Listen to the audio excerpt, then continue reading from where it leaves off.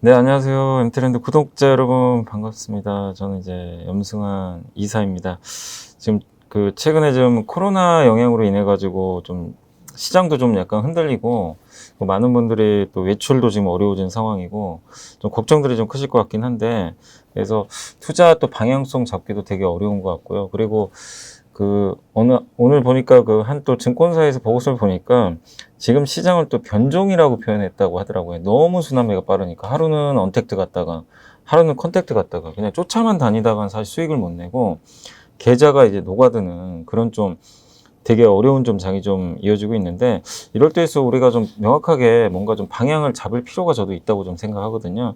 그래서 여러분들께 조금이라도 그런 좀 방향성을 잡을 수 있는데 도움을 드릴 수 있는 분을 제가 직접 한번 모셔봤습니다. 그래서 예전에 이제 3프로TV에도 한번 좀 나오셔서 아마 좀 익숙하신 분들 좀 계실 거예요. 미시간 투자자문의 김태훈 대표님을 한번 모셔봤습니다. 대표님 안녕하세요. 안녕하세요. 네, 안녕하세요. 안녕하세요. 반갑습니다. 사실 저희가 이제 방송하기 전에 얘기를 좀 많이 나눴는데 유지용 연구원하고 되게 또 친하시대요. 아, 맞습니다. 네, 제가 당시에- 신입 시절부터 굉장히 친했던 연구원님이죠. 네네. 제가 미시간 투자자문 좀 알아보니까 어쨌든 주로 이제 성장주하고 4차 산업혁명 뭐 이쪽 관련된 기업들은 또 한국, 미국 이렇게 골고루 좀 투자하는 걸로 제가 좀 알고 있는데, 그래도 이제 잘 모르시는 분들이 좀 계시니까 한번 미시간 투자자문에 대해서 한번 좀 그래도 독자분들한테 한번 좀 설명해 주시면 좋을 것 같아요. 네, 반갑습니다. 오늘 네. 초대해 주셔서 감사드리고요. 예. 네, 저희 회사에 대해서 살짝 소개를 해드리면 저의 이력을 먼저 말씀드려야 될 것 같은데, 저는 2010년부터 2020년까지 이제 한국투자신탁운용에서 예. 운용사에서 펀드 매니저로 재직을 했었고요. 그때 당시에 성장주 중심으로 이제 4차 산업 관련 펀드를 운용했던 경력이 네. 있고, 그다음에 2020년 1월에 이제 퇴사를 하고 2월 달에 저희 회사를 설립을 했습니다. 네. 그래서 미시간 투자자문 자문사를 설립을 했고, 이제 9월부터 이제 금융위원회 인가를 받고 나서 2020년 9월부터 영업을 시작해서 현재 한 1년 반 정도 이제 된 신생사인데, 주로 이제 투자 자문을 네. 해드리는 상황이고, 말씀하신 대로 한국과 미국의 이제 성장주 중심으로 투자하고 있는 상황입니다. 요새 시장이 좀 어떠세요? 좀 힘드셔서 예. 네, 운영 어떤 자문하시기도 좀 쉽지 않으실 것 맞습니다. 같아요. 말씀하신 대로 네. 굉장히 순환매가 빠른 상황인데, 그리고 미국 시장도 마찬가지고 한국 시장도 마찬가지로 성장주 중심으로 좀 조정도 연초에 굉장히 심했었고, 네. 그다음에 저희 고객분들도 조금 수익률 측면에서 좀 우려하시는 부분들이 있었는데, 다행히 조금 다행인지는 불행인지 네. 모르겠는데 금리도 좀 낮아지고, 또 그다음에 기대 인플레이션과 장기 경제 성장률에 대한 어떤 불확실성이 좀 커지면서 네. 성장주에 대한 좀 어떤 희소 가치가 좀 더 부각이 되는 것 같아요.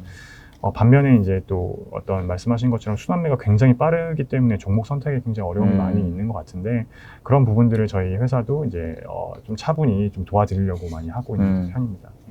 혹시 이제 요거는 제가 좀 궁금해서 그런데, 그래도 대표님만의 어떤 좀 자문을 하시니까 투자 철학이라고 할까, 아니면 투자 기준 같은 거 있을 거 아니에요? 맞습니다. 그게 좀 어떤 건지 좀 소개 좀 해주세요. 저희는 이제 성장주 중심으로만 투자하고 있기 때문에 성장주는 항상 PER 밸류에이션도 비싸고, 네. 그다음에 주가의 변동성도 굉장히 크기 때문에 이사님 말씀하신 것처럼 어떤 명확한 기준이 굉장히 중요한 것 같아요. 그래서 그 기준을 지키면서 어떤 가격 변동성을 좀 줄여나가는 그런 운용의 묘가 좀 필요하다고 생각하는데, 말씀을 드리자면 저희는 이제 두 가지의 어떤 팩터 분석을 통해서 투자를 합니다. 네네네. 첫 번째는 이제 정성적인 부분과 정량적인 부분인데, 두 번째는 이제 정성적인 부분에서는 기업의 어떤 퀄리티적인 측면의 분석을 하는데요. 그 부분에서 가장 중요한 거는 그 회사의 비즈니스 모델이 2, 3년 내에 2배 이상 날 수 있는 성장성을 하고 있는지, 그다음에 두 번째는 이제 경영진의 어떤 주주 환원 정책들, 자본의 배분의 효율성, 이런 측면을 좀 많이 보는 편이고요.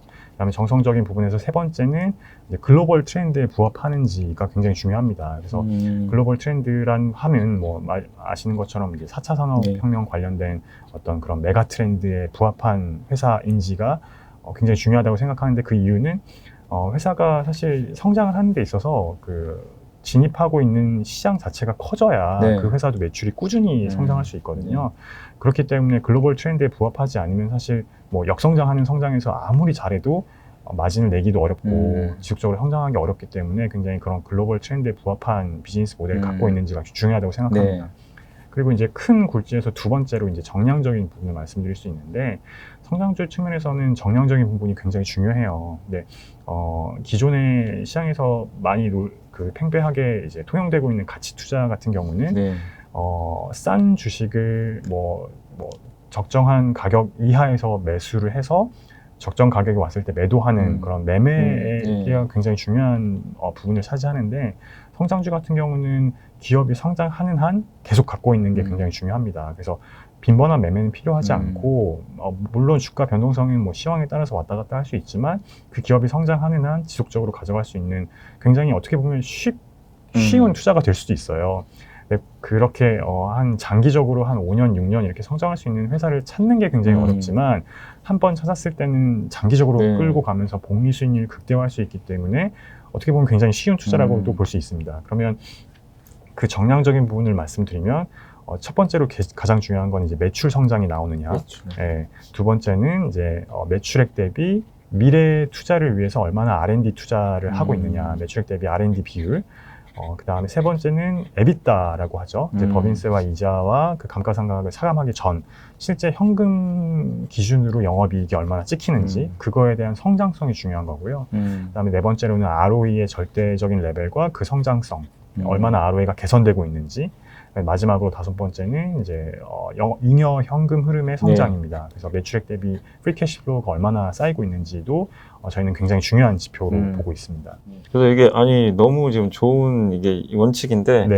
근데 근데 이렇게 타이트하게 하시면 종목 찾으시기가 쉽지 않으실 것 같은데요. 그렇죠. 대신에 말씀하신 것처럼 좀 어려운 부분이 있고, 그 기업들의 기준을 가지고 분석하는 데 있어서 좀 뭐 시간도 많이 투여가 되고, 그다음에 분석하는 데도 좀 어려움이 있지만, 다만 이제 찾았을 때는 정말 편하게 길게 끌고 갈 수 있는 장점도 분명히 있습니다. 그래서 제가 이제 여기 개인 투자를 많이 보시니까, 저도 이제 방송에서 자꾸 이제 강조드리는 게, 이제 만약에 이런 원칙에 의해서 이제 분석을 해서 내가 피킹을 했으면 투자를 했을 거 아니에요. 근데 이제 저는 항상 업데이트를 자주 하라고 좀 말씀드리는데, 개인 투자도 그렇지만 사실 펀드 매니저 분들이나 이렇게 기관 투자 보면 이제 많은 좀 개인 투자분들이 오해하시는 게, 너무 짧게 하는 거 아니냐, 막 그런 생각들을 많이들 하시더라고요. 근데 실제로 좀 대표님은 어떠세요? 그러니까 이런 것들을 정말 업데이트를 해가지고 이상이 없으면 꾸준히 그냥 들고 가는 건지, 아니면 그냥 좀 시장 상황에 맞게 그래도 약간씩은 좀 일부 덜어냈다가, 그러니까 트레이딩도 좀 병행하시는 그런 스타일이세요? 아니면 그래도 그냥 아까 말씀하신 대로 이 조건이 그냥 그대로 유지되면 계속 오히려 비중을 더 늘리면서 장기 투자를 하시는 스타일인지 좀 궁금하거든요. 이사님 굉장히 좋은 질문 하신 것 같은데, 펀드 매니저 입장에서도 이제 포트폴리오를 관리해야 되기 때문에, 그리고 진입하는 고객마다 그 진입 시점이 굉장히 다르기 때문에 수익률 관리가 필요합니다. 그래서 어떤 시장에 어떤 광기가 좀 생기면서 특정 성장주의 수급이 몰리게 되면은 항상 주가는 더 과도하게 오르는 경우가 있거든요.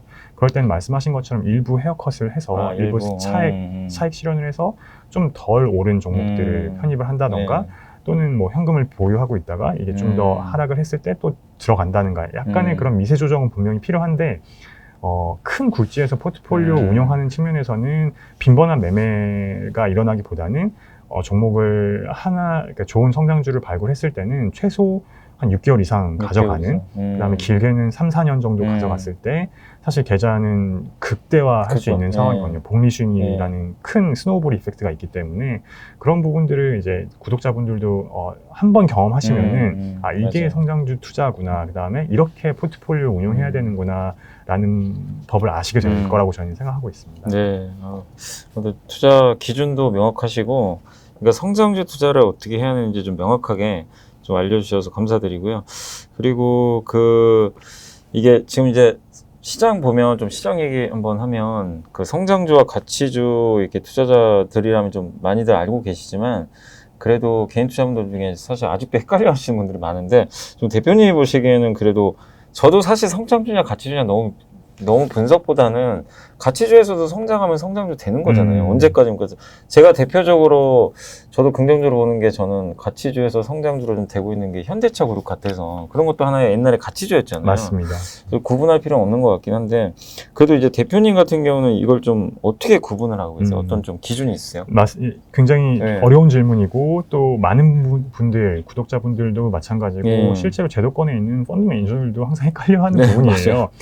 근데 저 같은 경우는 이게 제가 뭐 100% 맞다라고 말씀드리는 건 아니지만 제가 갖고 있는 그 성장주에 대한 기준과 원칙에서 기반으로 말씀을 드리면 항상 지속 가능한 성장이 중요하다. 그게 성장주고 그 다음에 중요한 게 이제 접근 가능한 시장이라고 하죠. TAM, Total Addressable Market이 그 기업이 놓여 있는 포지셔닝 되어 있는 시장 자체도 성장을 해야 된다. 그리고 마진도 개선이 돼야 되는 부분이 있거든요. 그래서 항상 주가는 이익 성장과 멀티플의 함수인데 이익은 사실 매출이 성장하면 이익이 성장하는 건데 그 멀티플을 부여하는 거는 투자자인 거고 투자자들이 얼마나 그 이익의 상승 폭이 넓어지느냐에 따라서 그 멀티플의 변동성이 커지는 건데 그 마진율이 개선돼야 사실 멀티플이 극대화되는 부분이 있거든요. 그렇기 때문에 접근 가능한 시장도 커져야 되고 지속 가능한 성장을 통해서 마진의 임프루브먼트, 그러니까 개선도 일어나야 된다. 그게 사실 성장주로 저희는 이제 생각하는 부분이 있습니다. 근데 말씀하신 것처럼 현대차 같은 경우에는 2014년을 피크로 그러니까 미국 시장에서 점유율 현대기아차 합산으로 막 9.4%, 9.5% 가고, 그다음에 중국 시장에서도 이제 부경 현대와 뭐 동풍기와 열달기와 이렇게 합작법인을 세우면서 뭐 연간 단위로 한 100만 대 이상 팔았었어요. 근데 2015년 이후부터는 이제 뭐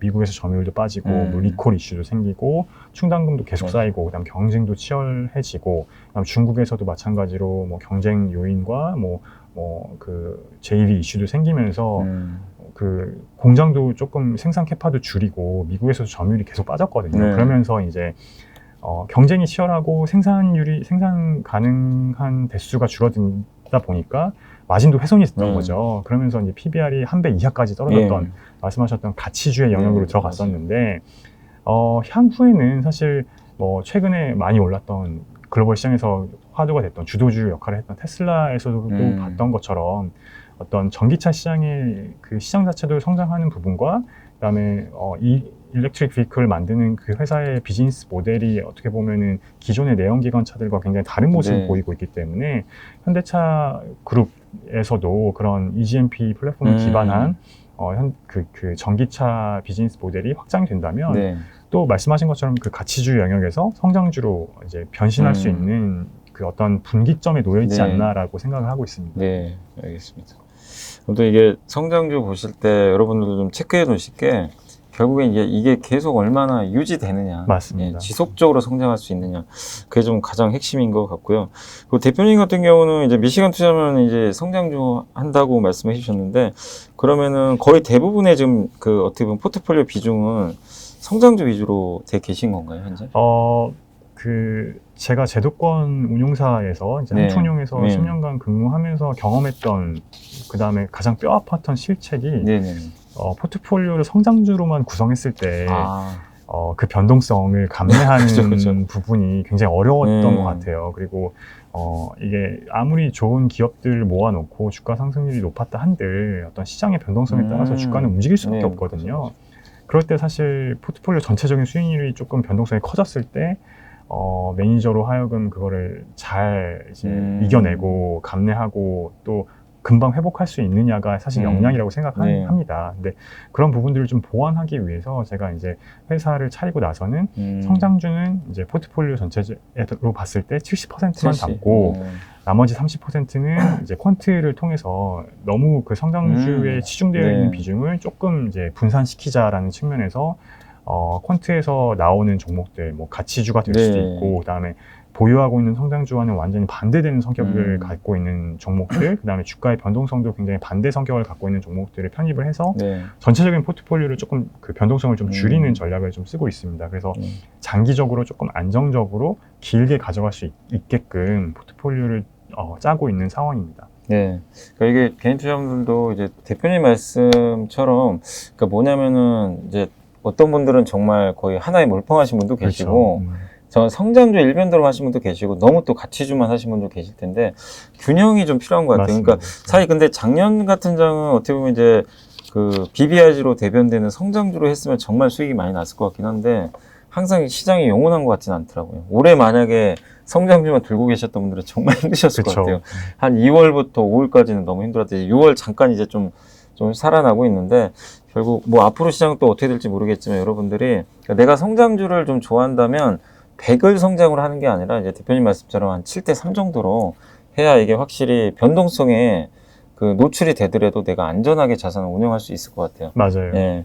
그리고 예. 그 성장주를 투자하시는 분들이 또 한 가지 팁을 말씀드리면 로테이션이라고 하죠. 시장에 네, 어떤 성장주와 네. 가치주와 로테이션이 빈번하게 일어나는데 그 비중을 조절하는 측면에서 성장주와 가치주의 비중을 조절하는 측면에서 중요한 지표들이 이제 두 가지가 있는 것 같아요. 제가 봤을 때는 첫 번째는 이제 미국 금리죠. 10년물과 미국 장단기 금리의 차이, 30년물의 차이인데 그 스프레드가 좁혀지면 사실 장기 성장성이 좀 안 좋게 전망이 되는 거기 때문에 성장주들 성장성에 대한 희소 가치가 올라가면서 그 멀티플 익스펜션이 좀 나오는 부분이 있고 반대가 됐을 때는 또 이제 가치주가 조금 더 이제 주목을 받는 부분이 있는 것 같습니다. 그리고 두 번째는 이제 그 개별 기업들의 그 멀티플, 그러니까 PER 밸류에이션이나 PBR 밸류에이션의 과거 이력인데요. 그러니까 블룸버그나 이런 전문적인 투자하시는 분들은 아시겠지만 표준 편차라고 합니다. 그 기업이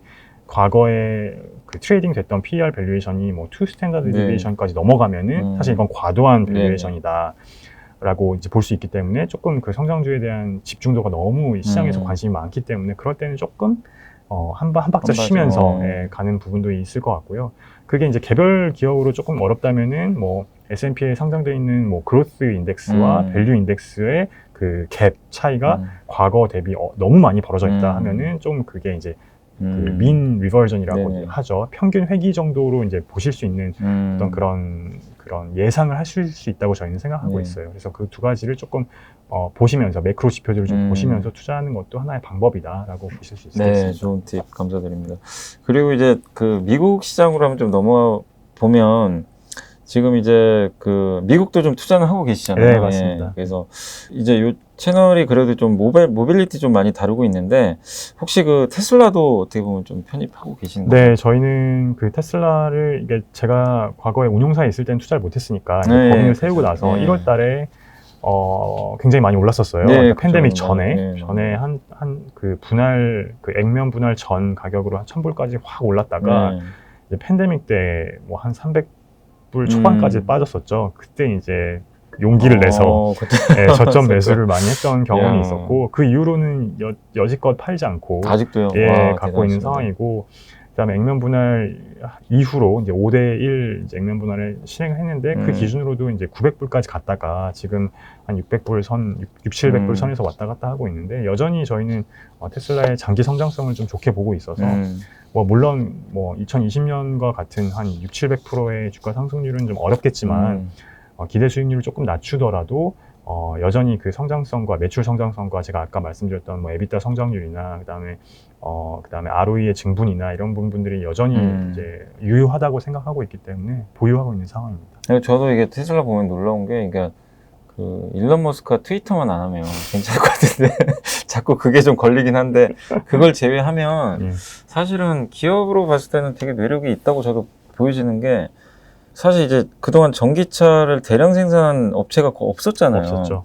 그래서 제가 기억나는 게요. 예전에도 몇 년 전에도 테슬라 저러다 부도난다. 막 파다했었잖아요. 맞습니다. 소문도 막 파다하게 돌고. 그랬는데 어쨌든 어찌저찌 만들어서 이제 대량 양산까지 하고 실제로 보면은 테슬라 주가를 보면 이거 테슬라 작은 전기차 요새 안 팔리나? 이 의구심이 드는데 데이터 보면 또 너무 잘 팔려요. 너무 잘 팔리고 있죠. 중국에서 잘 팔리고 미국 뭐 말할 것도 없고 뭐 독일에서도 저번에 보니까 1등 했더라고요. 판매량이 폭스바겐 제끼고. 맞습니다.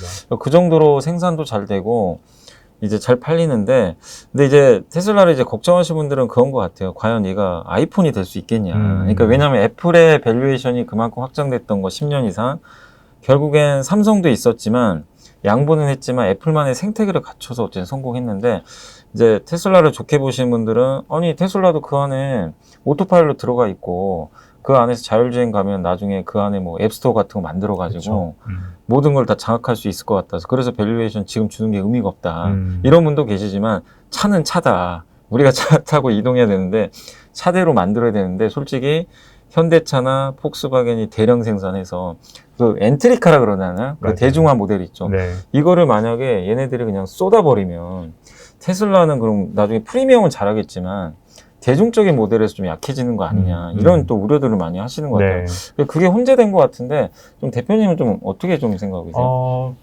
그 첫 번째로는 말씀하셨던 그 그러니까 자동차 기업으로 네. 테슬라를 먼저 바라보았을 때는 지금 현재 테슬라의 생산 캐파가 100만 대 정도 됩니다. 그러니까 미국의 프레몬트 공장과 이제 상해 공장이 두 공장이 이제 가동률 거의 100%, 뭐 한 90%까지 돌아가고 있는 상황인데 자동차 기업을 바라볼 때는 사실 자동차 기업의 본질은 장치 산업이거든요. 그죠.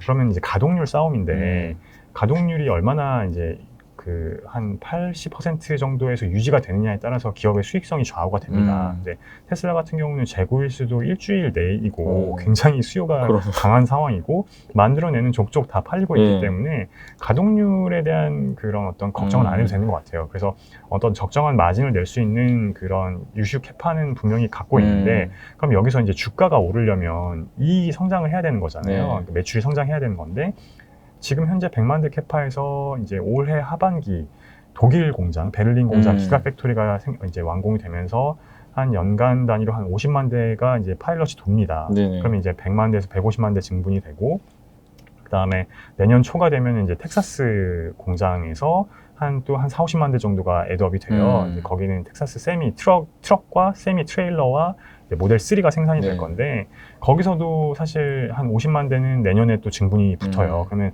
올해 100만 대 기준에서 내년에 200만 대 기준이 되면 생산 캐파만 2배가 늘어나는 거고 여전히 재고일수는 적기 때문에 그 수요가 유지가 된다면은 사실 자동차 기업으로서 생산량의 증분에 따른 매출 성장은 뭐 100% 이상 성장할 수 있다라고 볼 수 있는 거고 그렇게 되면 사실 2020년 기준으로 PER이 뭐 한 1000배 정도 됐었는데 2021년 올해 말 기준으로 한 120배 정도 됩니다. PER이 굉장히 급격하게 빠졌죠. 그러니까 이익과 매출과 이익이 한 100% 이상 성장하면서 그럼 내년에 봤을 때는 뭐 여전히 2021년 1분기도 매출이 한 70% 성장했고 에비타도 한 90% 넘게 성장했는데 내년에 들어오는 100만 대 캐파가 애드업이 된다면 뭐 물론 뭐 마진은 일시적으로 좀 뭐 관련된 부대 비용이나 이런 것들이 가만히 되면서 일시적으로는 뭐 크게 개선이 되지 않을 수도 있지만 자동차 기업으로서의 테슬라는 사실 내년에도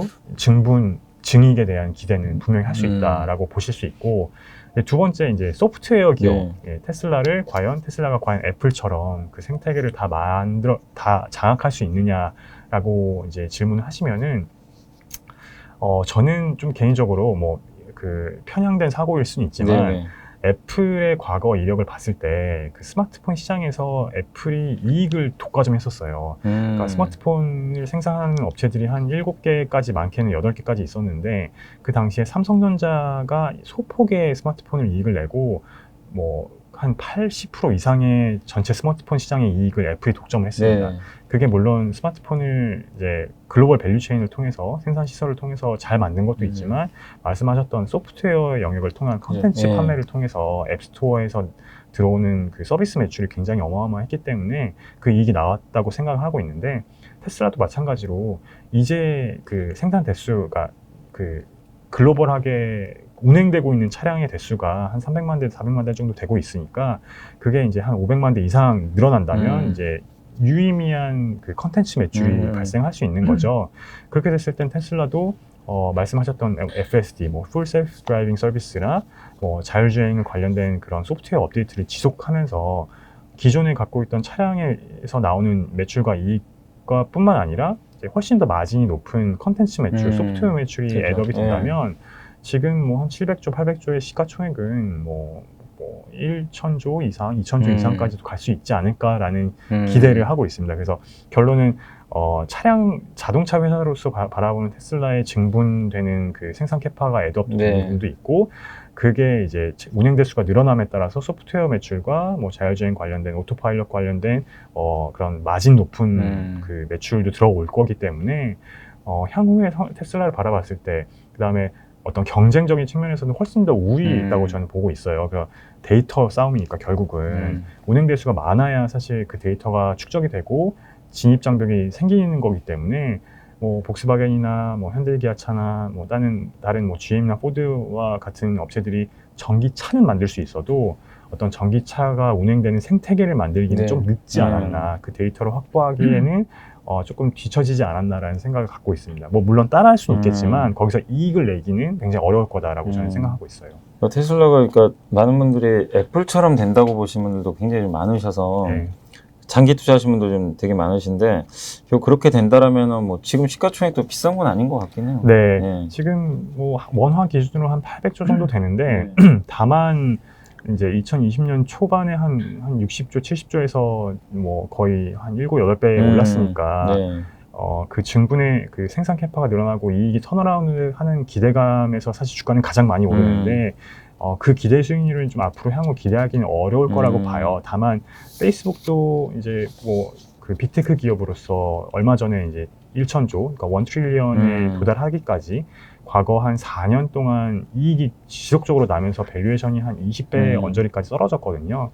그렇게 되면 사실 테슬라도 마찬가지로 뭐 1 트릴리언, 뭐 1.5 트릴리언까지 가는 데 있어서 어떤 멀티플 익스펜션보다는 이미 이제 120배까지 PER이 올라와 있기 때문에 멀티플 익스펜션보다는 이익을 꾸준히 쌓아가면서 PER이 떨어지면서 EPS 증분만큼 주가가 상승할 수 있지 않을까. 그 속도는 과거에 올랐던 속도보다 좀 느리겠지만 다른 나스닥에 상장되어 있는 업체보다는 빠를 수 있지 않을까라는 생각을 갖고 있습니다. 그러니까 애플도 사실 보면 과거에 이렇게 한번 점유율 올렸다가 또 조정받고 올라가고 보면은 어쨌든 계속 점진적으로 우상향했던 것 같아요. 그러니까 네. 장기적으로 보면은.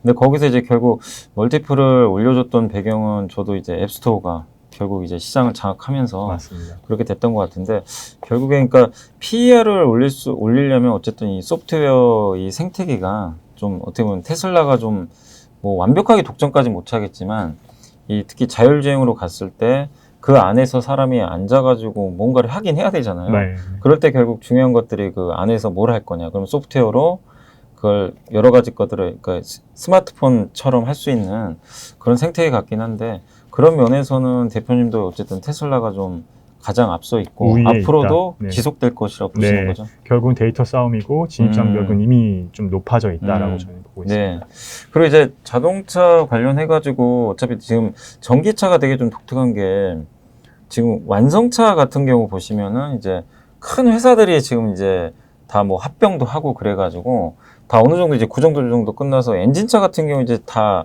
시장이 딱 정체가 돼 있잖아요. 네. 뭐 여기는 몇 % 점유율 딱 고차가 돼 있는데 전기차는 이제 새롭게 부상하다 보니까 너무 막 신생 업체들이 되게 많이 나오는 것 같아요. 뭐 루시드 에어도 있는 것 같아요, 네. 미국에.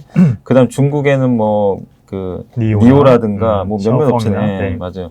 이런 업체들이 있는데 좀 어떻게 보세요? 그러니까 이게 기존의 그 이런 신생 업체들이 그러니까 지금 제2의 테슬라를 꿈꾸면서 막 맹추격을 할 것 같긴 한데 거기다가 지금 이제 뒤에서는 또 완성차 업체들이 자기네들만의 어떤 고유한 경쟁력을 가지고 할 것 같은데 좀 개인적으로 물론 이제 어려운 예측이긴 한데 결국 스마트폰처럼 큰 회사들이 이제 그냥 다 점유하면서 그냥 이걸 끝내버릴지 아니면은 이 전기차의 장점이 이 엔진차보다 만들기가 쉽다고 하더라고요. 네. 예, 그러니까 어떻게 보면 밑에 이제 플랫폼만 만들어주면 맞습니다. 예, 조립하기가 쉬워서 그러면 전기차는 좀 다르게 예전에 엔진차랑 다르게 정말 주요한 플레이들도 있겠지만 이런 소형 업체들이 그러니까 어떤 고객들이 원하면 맞춤형 뭐 제작을 해준다거나 그런 식으로 이렇게 좀 양분하면서 간다고 좀 보고 계세요. 어떻게 보고 계세요?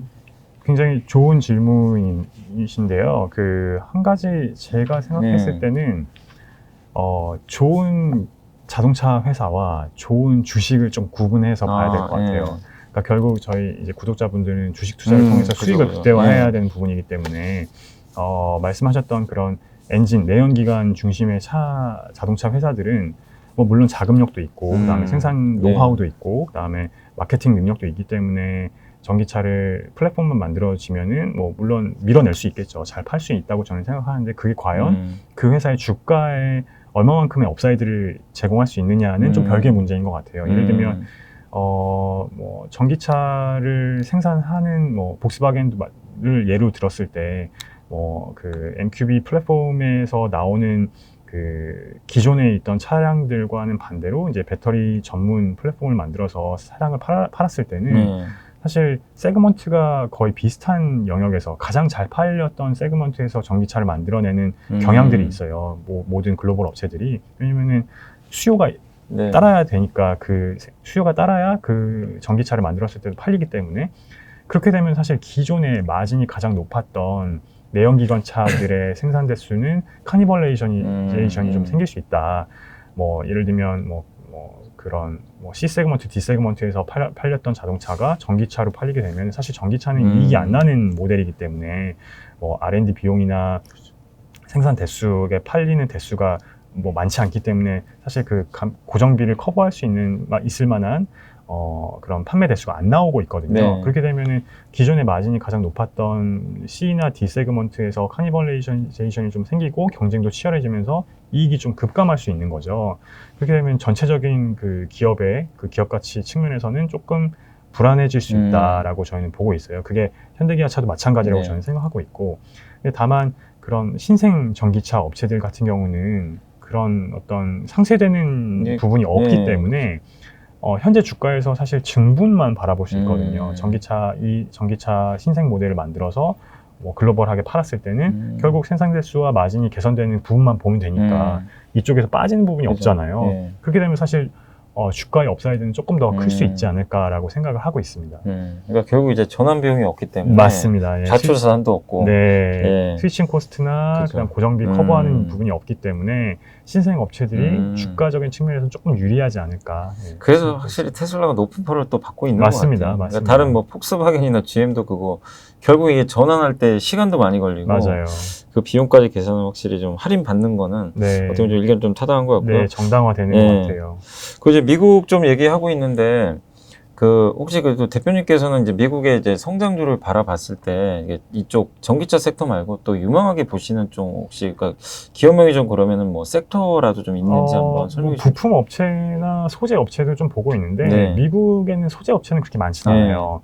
이게 아무래도 그 생산 비용이나 고정비가 좀 많이 드는 비즈니스이기 때문에 아시아 역내에 있는 그 전기차 리튬 이온이나 뭐 분리막이나 뭐 그런 소재 업체들이 굉장히 많이 포진돼 있고 대표적으로 뭐 중국의 캐텔이나 뭐 우리나라에도 뭐 여러 업체들이 많이 포진돼 있잖아요. 그래서 소재를 투자할 때는 뭐 국내를 조금 선호하는 편입니다. 최근에 뭐 공시도 굉장히 많이 나왔죠.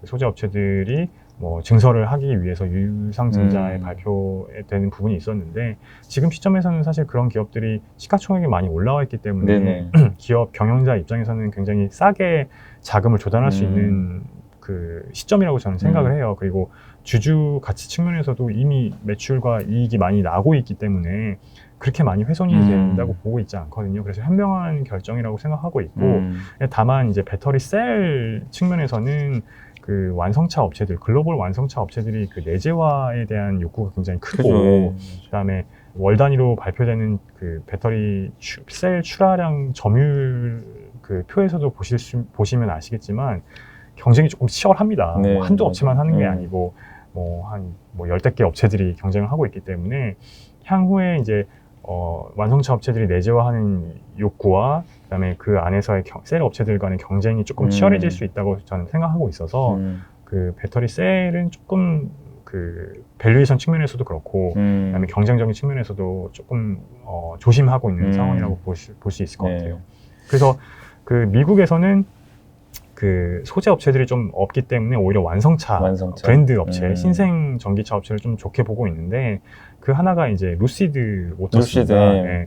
이제 CCIB라는 스펙 그 주식과 합병이 이제 발표가 됐고 이제 6월 말에 S4라고 하죠. 이제 증권 신고서가 나왔는데 상장 신고서가 아닌 이제 합병 신고서라고 합니다. S4가. 그래서 이제 합병 비율과 합병 기일까지 7월 24일, 3일 정도라고 저는 생각하고 있는데 예상되고 있는데 그렇게 되면 사실 이제 테슬라의 뭐 경쟁사라고 볼 수도 있고, 그다음에 그 피터 롤린슨이라는 테슬라 CTO 출신이 이제 설립한 회사이고, 그다음에 사우디 국부 펀드도 지분이 들어가 있고, 그다음에 뭐 차량을 뭐 인터넷을 통해서 보시면 아시겠지만 굉장히 완성도가 높아요.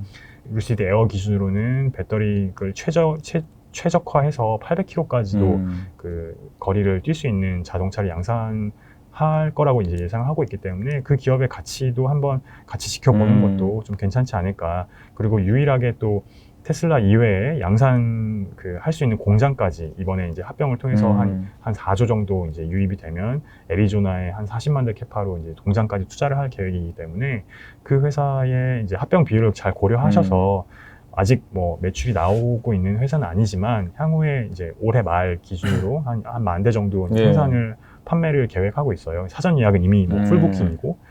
그렇기 때문에 그 회사의 그 행보도 좀 같이 지켜보시면 어떨까라는 생각을 갖고 있습니다. 그럼 미국이 사실 전기차 시장이 아직 작잖아요. 네, 아직 전 세계에 비하면 침투율이 너무 낮은데, 근데 앞으로는 제일 재밌는 시장이 되겠네요. 격전지가 될 것 같은 그런 아무래도 느낌. 이제 그 자동차 내연기관 기준으로도 한 1,800만 대, 1,700만 대 정도 시장이 되고 수익성도 굉장히 높은 시장이기 때문에 미국 시장에서 그 자동차 업체들이 어떻게 포지셔닝을 하느냐에 따라서 수익성도 많이 그 판별이 날 것 같다고 생각하고 있습니다. 그리고 이제 미국의 이거 이제 마지막 미국 질문인데 그 요새 미국 좀 빅테크 규제 계속 얘기 나오잖아요. 그래서 이게 좀 밸류에이션을 낮출 수 있다, PER을 떨어뜨리는 요인이다라고 하는데, 그래서 저번에 어쨌든 페이스북이 그 기각 판정을 좀 받아서 승소를 좀 했는데 계속 또 더 소송한다는 얘기가 좀 나오는데 좀 어떻게 보세요? 그러니까 결국에는 바이든 행정부가 빅테크를, 그러니까 솔직히 제가 봤을 때는 이 빅테크 기업들이 그 물론 이제 독점은 맞죠. 독점 플랫폼은 맞는데 그게 과연 소비자들한테 피해를 준 것 같지는 않거든요. 오히려 공짜로 막 쓰게 해주잖아요. 그 다음 비용은 사실 기업들이 뭐 광고나 이런 것들에서 되는 건. 그래서 이걸 좀 규제할 명분이 약한 것 같긴 한데, 근데 어쨌든 이제 바이든 행정부의 또 생각은 또 다른 것 같은데, 어떻게 보세요? 이게 빅테크 규제를 결국엔 강행을 해서 결국 PER 밸류를 떨어뜨린다고 보시는지, 결국 소비자 효용적인 측면에서 봤을 때는 그래도 일시적인 좀 밸류에이션 떨어뜨리다 하더라도 독점 플랫폼에서의 그 위치는 계속 이어져 가지고 장기 투자 매력은 여전히 높다고 생각하시는지 좀 궁금하거든요. 그 저희도 성장주 중심으로 투자를 하고 있고 미국에도 플랫폼 기업들이 아무래도 지속 가능한 성장과 안정성을 겸비한 비즈니스 모델을 갖고 있기 때문에 굉장히 선호하는 주식이에요. 그리고 그 기업들의 어떤 과거의 성장성을 봤을 때는 향후에도 충분히 그 성장의 매력도는 있다고 보고 있습니다. 다만 이제 바이든 행정부가 들어옴에 따라서 그런 필연적인 어쩔 수 없는 민주당 정권의 어떤 그 표심을 움직일 수 있었던 그런 부분들이 하나였기 때문에 지속적으로 나올 수 있는 뉴스라고 저희는 생각을 해요. 다만 말씀하셨던 것처럼 페이스북이 이제 유럽에서 이제 승소를 했던 것처럼 그런 진짜 뭐 그 비즈니스를 이제 못하게끔 또는 뭐 기업에 분할하게끔 강제적인 어떤 그런 법률이 나올 수 있기는 좀 어려울 거라고 보고 있지만, 그게 이제 반대로 뭐 법인세를 올린다거나 뭐 그 기업이 뭐 최근에 뭐 글로벌하게도 법인세가 뭐 올라간 것처럼 미국 내에 있는 플랫폼들의 규제가 다양한 방법으로 좀 들어올 거라고 저는 생각해요. 이번 정권에서는, 이번 바이든 정권에서는. 그래서 그렇기 때문에 말씀하셨던 멀티플 익스펜션을 좀 기대하기는 좀 어렵지 않을까라는 생각을 갖고 있고, 그다음에 뭐 빵 기업들이 이제 국내에서도 많이 투자를 하셨는데 빵 기업들 같은 경우는 이미 이제 1,000조가 넘는 시가총액을 갖고 있어요. 뭐 아마존, 뭐 페이스북, 뭐 알파벳, 뭐 애플은 뭐 2,000조가 넘었고, 근데 그런 기업들이 성장성이, 그러니까 매출 성장률만 바라봤을 때도 최근 5년 대비 올해와 내년 그 기대치를 봤을 때는 굉장히 둔화가 되고 있거든요. 이미 시가총액도 커져 있고 시장도 독점하고 있고 먹을 수 있는 시장이 좀 이제 제한적이기 때문에 그럼 사실 주가적인 측면에서는 업사이드를 기대 수익률을 높게 바라보기는 조금 어렵다고 저희는 생각하고 있어서 오히려 중소형 플랫폼이나 또는 규제에서 벗어나 있는 독과점이 아닌 그런 테크 플랫폼들도 많이 있어요. 그래서 그런 종목들 위주로 이제 발굴을 해서 투자를 하고 있는 상황입니다. 어쨌든 이게 규제 이슈도 규제 이슈지만 그동안 이제 너무 또 덩치도 커졌고, 네. 그러니까 수익률 측면에서는 오히려 좀 다른 섹터를 보는 것도 네. 좋은 좀 전략이 될 것 같습니다. 네. 그리고 이제 국내로 좀 한번 돌아와봐서 국내 그 자동차 쪽 얘기를 좀 해보면 어떻게 좀 대표님도 현대차 그룹에 좀 투자를 하고 계시나요? 저희는 아무래도 이제 글로벌 투자를 하고 있고 미국에 예. 한 절반 정도 투자하고 있기 때문에 네. 또 테슬라의 포지션도 많이 있기 때문에 네. 저희가 갖고 있는 그 기준, 그러니까 성장성에 대한 음. 기준으로 봤을 때는 현대차가 과거 한 3, 4년을 봤을 때 뭐 작년과 올해는 뭐 조금 다른 면이 있었지만 네. 저희의 기준에서는 좀 미진한 부분이 있어서 음. 투자를 하지는 않고 있는 상황입니다. 네. 다만 아까 말씀하셨던 것처럼 이제 그 내연기관차가 이제 전환 비용을 감안하고 네. EGMP 현대차 같은 경우는 EGMP 플랫폼으로 전기차 시장을 이제 진입하고 있는 시점이기 때문에 네. 뭐 작년과 올해 주가 수익률이 좋았다는 거는 충분히 이해가 돼요. 그리고 전기차 생산 캐파도 10만 대에서 향후에 이제 미국 그 투자가 8조 넘게 이제 뉴스가 나왔던 것처럼 한 30만 대, 40만 대까지 올라간다면 전기차 시장에서의 밸류에이션을 조금 이제 부여받을 수 있지 않을까. PBR 한 배는 조금 너무 박한 거 아닌가라는 생각을 갖고 있지만, 다만 아까 말씀드렸던 그 전환 비용, 그러니까 소나타와 그랜저가 많이 팔려서 거기서 마진이 굉장히 극대화가 됐었는데, 이게 이제 카니발레이션이 좀 생기면서 전기차로 좀 그 수요가 이전이 됐을 때는 한 번쯤은 이제 기업의 그 전환 비용을 좀 감내해야 되는 주가 변동성이 좀 있을 수 있지 않을까, 그런 걱정도 조금 하고 있는 상황입니다. 네. 그래도 현대차 그러면은 이제 대표님 생각에는 만약에라도 그래도 이제 조건에 좀 부합을 하면 언제든지 투자하시는 그럼요. 예. 그 성장주가 가치주로 이제 어쩔 수 없이 도태되는, 그러니까 시장이 이미 성장을 많이 했고 그다음에 포화가 됐고 경쟁이 심화되면서 가치주로 넘어가는 그 비율은 굉장히 높은데, 가치주에서 성장주가 되기는 굉장히 어렵습니다. 그냥 일반적으로 생각해 봤을 때도 뭐 사람이 이렇게 노화가 됐다가 다시 젊어지기는 어려운 것처럼 기업도 마찬가지로 그런 어떤 문화나 어떤 시장의 성장이나 포화나 경쟁이나 이런 것들이 한번 이렇게 좀 이렇게 하락이 됐을 때는 다시 그 신성장 동력을 만들기 어려운데, 현대기아차 같은 경우는 어떤 시장의 그런 적시성을 가지고 그런 R&D를 통해서 전기차 개발을 선행을 했고, 그다음에 뭐 다른 내연기관차들과 다르게 조금 더 빨리 냈던 것 같아요. 아이오닉 플랫폼을 글로벌한 런칭을 실행했기 때문에 그런 부분들에 있어서 이제 향후에 이제 현대기아차가 뭐 기아차 EV 플랫폼이나 뭐 현대차 아이오닉 플랫폼이 글로벌한 프레젠스를 조금 나타낼 수 있다면은 충분히 뭐 밸류에이션과 이익적인 측면에서 업사이드가 있지 않을까라고 생각하고 있습니다. 그리고 이제 우리나라는 사실 이제 소프트웨어보다는 이제 제조업 기반 나라잖아요. 그래서 사실 이제 이 제조업체 경쟁력도 좀 상당히 중요한데, 거기서 제일 항상 이제 걸렸던 게 중국이잖아요. 네. 중국이, 우리나라도 물론 중국에 수출 많이 하지만 중국이 갑자기 최대 경쟁국으로 부상하다 보니까 거기서 사실 이제 디스플레이 같은 경우가 많이 타격을 받았고, 태양광도 마찬가지였는데, 근데 어떻게 보세요? 저는 개인적으로 왠지 미국이 자꾸 미국의 의도는 그게 아니었겠지만 뭔가 이제 미국이 우리를 도와주는 듯한 분위기로 가는 것 같긴 해요. 왜냐면 이제 중국의 제조 그 굴기 있잖아요. 이걸 어쨌든 막고 있잖아요, 미국이. 그러니까 대표님이 생각하시기에도 이게 이런 현상이 지금 바이든 정부 내내 이어질 텐데, 결국 한국이 그 수혜를 많이 받을 수 있다고 보세요. 그러니까 미국의 지금 공장도 뭐 자동차 공장, 배터리 공장, 또 반도체까지 이제 증설한다는 얘기들이 자꾸 나오는데, 결국 이거는 우리나라 제조업체들의, 사실 우리나라 제조업체는 다 민감주잖아요. 좀 그래도 PER을 올릴 수 있는 좀 재료라고 좀 보고 계시나요, 혹시? 네, 글로벌 그 서플라이 체인의 구조조정, 그다음 지정학적 이슈, 그다음에 어떤 미국 행정부의 그런 어떤 조치들이 우리나라 제조업 기반, 특히 뭐 IT 업체들이나 자동차 업체들의 제조업 측면에서 굉장히 그 어떻게 보면은 우위에 있다고 저는 생각해요. 그다음에 그런 어떤 글로벌 투자자 입장에서도 선호를 받을 수 있는 영역에 놓여 있다라고 저는 보고 있습니다. 다만 이제 말씀하셨던 것처럼 그런 제조업은 사실 가동률 싸움이고 사이클 주식이기 때문에 그 사이클을 잘 타야 되는 부분이 이제 주가적인 측면에서 굉장히 중요하다고 보고 있고, 그런 부분에 있어서는 사실 제조업에 어떤 몰빵 투자를 하기보다는 조금 포트폴리오의 한 20-30%를 IT나 자동차와 관련된 그다음 글로벌 서플라이 체인의 재분배에 좀 수혜를 받을 수 있는 기업들에 투자를 하시는 것도 적어도 이번 바이든 행정부에서는 장기 한 5년, 뭐 한 5년, 4, 5년 맞아요. 정도를 지켜봤을 때는 충분히 승산이 있는 확률 높은 투자가 될 수 있지 않을까. 그리고 또 일본의 이제 그런 그 수출 제한 이슈 때문에 소부장 기업들이 네, 굉장히 맞아요. 많이 네. 살아났잖아요. 그런 것처럼 이제 미국이 중국을 제한함으로써 우리나라의 그런 어떤 제조업의 생산성이 좀 부각이 될 수 있는 측면이 분명히 향후에는 나타날 수 있지 않을까라고 저희도 생각하고 있습니다. 그리고 대표님께서 이제 현대차는 좀 이제 투자 안 하신다고 하셨는데 혹시 자동차 쪽에서 그러면 개인적으로 좀 그래도 우리나라 자동차 밸류체인이 많으니까 네. 좀 성장주로 보고 계시는 좀 기업들이 있나요?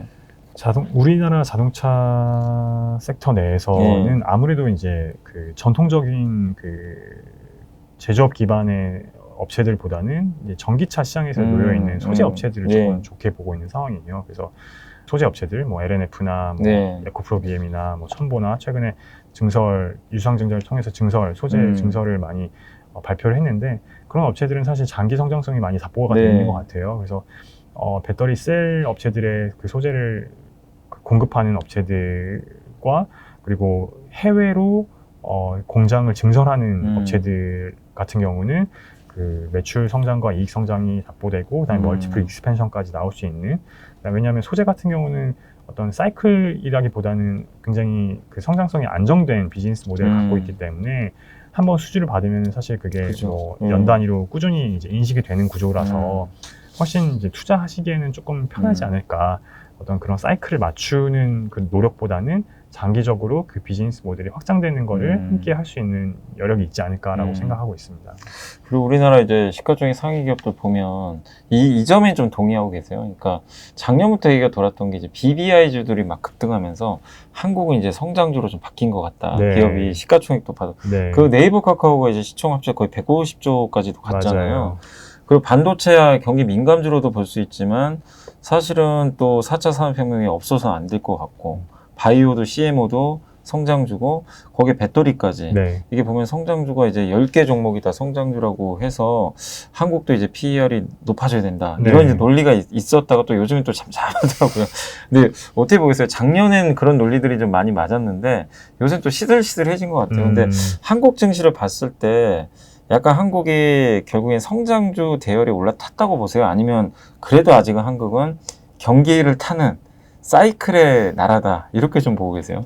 이 질문이 제가 이제 2012년, 13년 제가 한참 이제 운용사에서 주니어 시절에 고민했던 부분이에요. 이제 코스피 시가총액을 나래비를 세워놓고 이제 1990년부터 2000년, 2010년 어떻게 변화해 왔는지를 보면서 당시에 뭐 아시다시피 1990년대는 뭐 증권주나 뭐 유틸리티 업체들, 한전, 통신주 이런 것들이 성장주였어요. 그래서 은행이나 이런 기업들이 굉장히 시가총액이 상당히 있었는데 2000년대 넘어오면서 아시다시피 이제 중국의 대굴기가 시작이 되면서 뭐 철강 업체, 조선 업체, 그다음에 뭐 증권 업체들 이런 트로이카라고 하죠. 건설 업체도 마찬가지고 그런 경기에 굉장히 민감했던 화학 업체도 포함될 수 있겠습니다만. 그런 업체들이 이제 중국을 등에 업고 굉장히 돈을 많이 벌던 시절이 있었어요. 그랬기 때문에 우리나라가 이제 말씀하셨던 것처럼 경기 민감 그 섹터라고 이제 글로벌 투자자 관점에서는 우리나라 통째로 이렇게 보는 부분들이 많이 있었는데 그랬기 때문에 저는 사실 장기 투자가 굉장히 어려웠던 시장이라고 봐요. 우리나라에서 주식 투자는 항상 뭐 어렵다. 왜냐하면 뭐 매스미디어에서 항상 좋게 얘기할 때는 주가가 고점인 경우가 많으니까 시크리컬 주식들이니까 그러면 그때 고점에 투자하면은 경기가 악화되면 다시 이제 엄청나게 많이 빠지니까요. 근데 지금 시점은 2020년대에 와서는 말씀하셨던 것처럼 사실 뭐 바이오 시밀러도 불과 한 5, 6년 전에는 시가총액 한 22, 30위권이었고 배터리 업체는 뭐 있지도 않았고요. 그다음에 네이버, 카카오는 뭐 다음과 합병하기 이전에는 없었던 기업이었고 네이버만 유일하게 한 10조 원저리에서 왔다 갔다 했었던 기업이었어요. 반도체는 여전히 좋았었고.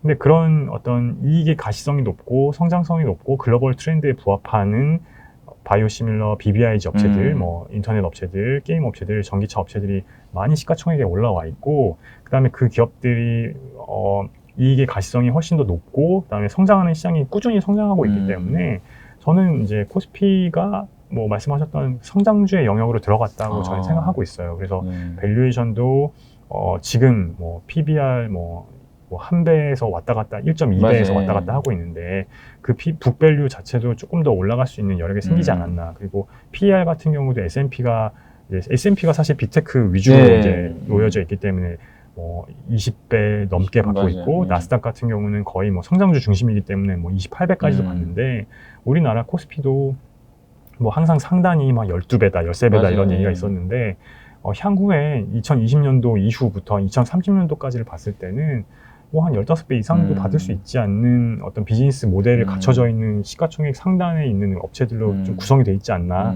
그리고 그 기업들을 장기 투자할 수 있는 어떤 환경이 만들어져 있기 때문에 글로벌 투자자들 입장에서도 이제 코스피를 이제 가치주, 시클리컬 어떤 경기 민감 섹터로 보기보다는 성장주, 그다음에 지속 가능한 성장, 그다음에 어떤 그런 글로벌 트렌드에 부합한 그런 나라로 볼 수 있지 않을까라고 개인적으로 생각하고 있습니다.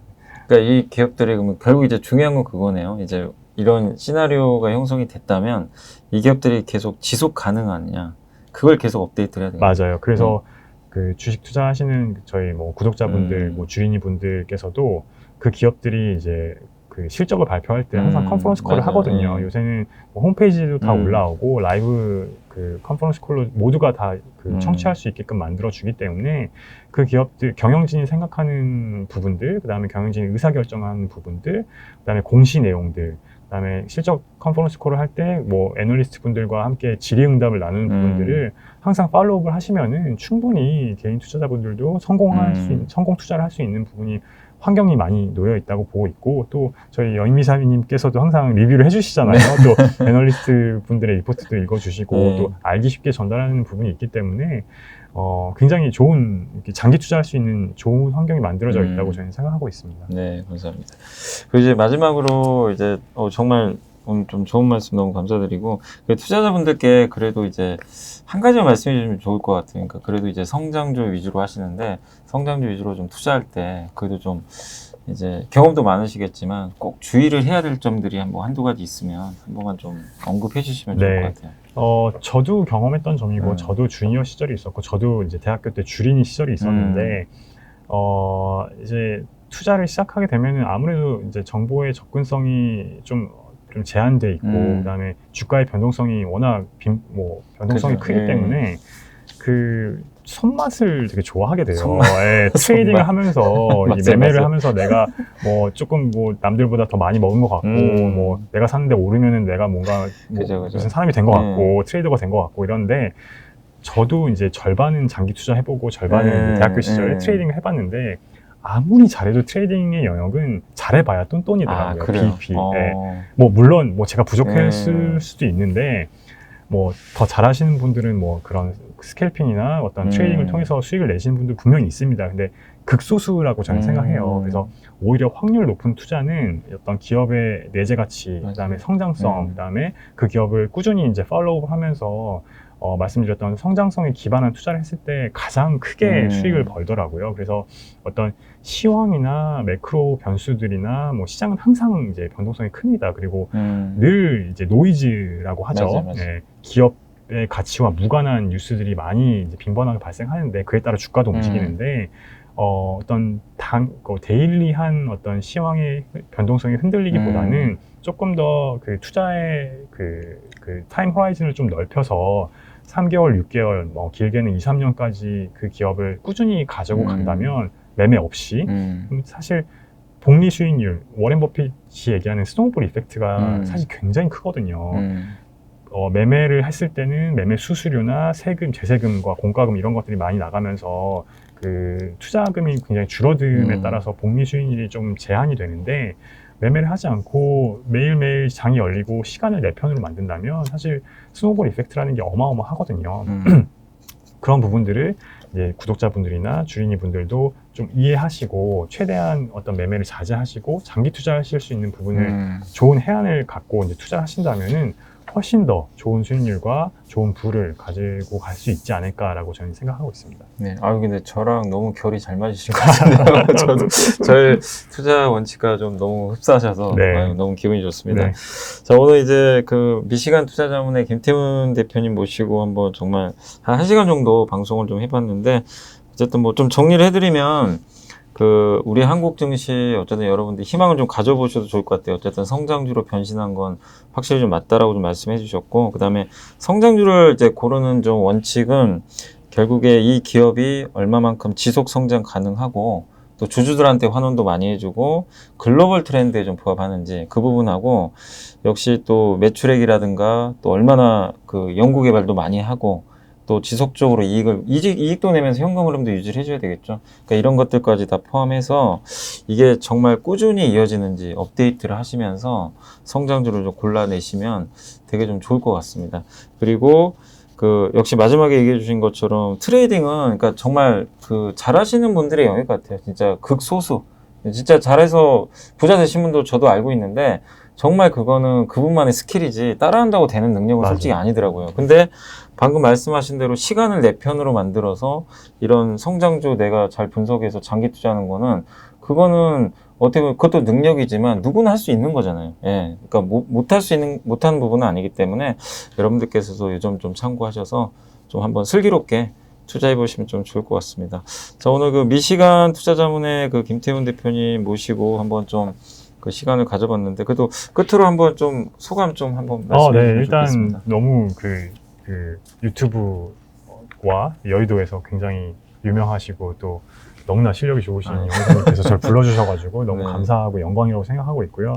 그다음에 저희 미시간 투자자문 역시 네. 이제 개인 투자자분들이나 뭐 법인 투자자분들을 위해서 투자 자문을 많이 해드리고 있기 때문에 그런 부분들도 잘 활용하시면은 또 투자에 도움이 될 수 있다고 저희는 생각하고 있고요. 네. 그리고 또 다음 기회가 또 있다면은 또 저희가 갖고 있는 투자 원칙과 철학을 네. 좀 더 많이 알려드릴 수 있는 그런 기회가 있다면은 저희도 더 좋을 것 같다고 생각하고 있습니다. 아니 오늘 말씀 너무 잘 해주셔가지고 감사합니다. 아니, 진짜 말 정말 잘하시네요. PD님이 저기 웃고 계시잖아요. 그래서 자주 모셔야 될 것 같아요. 이렇게 좀 감사합니다. 주제별로 한번 해가지고 네. 그리고 미시간 투자자문 그러면 이렇게 검색하면 나오나요? 네, 홈페이지에? 예. 네이버에 미시간 투자자문이라고 검색하시면은 저희 회사 홈페이지가 있는데 거기에 이제 저희 회사 투자 철학과 원칙이 다 네. 놓여 있습니다. 그리고 유튜브 3프로에도 제가 네. 한번 출연했던 맞아요. 경험이 있기 때문에 네. 그 영상을 보시는 것도 또 저와 저희 회사의 원칙을 좀 아실 수 있을 네. 거라고 저는 생각하고 있어요. 그래서 좀 이렇게 성장주나 한번 이런 데 좀 관심이 있으신 분들 한번 검색하셔가지고 한번 좀 문의해 보시면 좀 좋을 것 같습니다. 자, 오늘 미시간 투자자문의 김태훈 대표 모시고 한번 긴 시간 얘기 나눠봤고요. 또 다음에 한번 또 다른 주제로 모셔가지고 또 방송 한번 해보도록 하겠습니다. 자, 엠트렌드 구독자 여러분, 저 오늘 방송 시청해 주셔서 너무 감사드리고요. 저희는 또 다음 시간에 뵙도록 하겠습니다. 감사합니다. 맞습니다.